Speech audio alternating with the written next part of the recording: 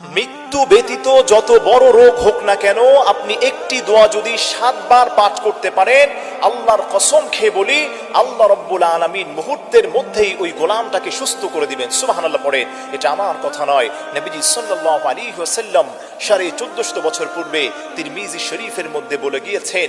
আবু হুরায়রা রাদিয়াল্লাহু তাআলা আনহু থেকে হাদিসটি বর্ণিত হয়েছে।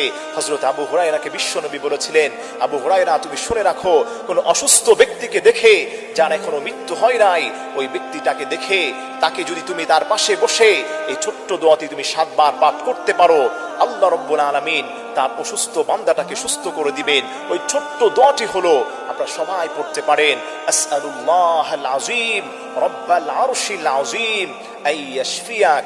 এই ছোট্ট দোয়াটি আপনি যদি শিখে ফেলতে পারেন, অসুস্থ যে কোনো ব্যক্তির পাশে বসে 7 বার আপনি পাঠ করবেন, 1 সপ্তাহ যদি যত মারাত্মক রোগ হোক, 1 সপ্তাহ পাঠ যদি নিয়মিত করতে পারেন, আল্লাহর কসম তার কোনো অসুস্থতা থাকবে না।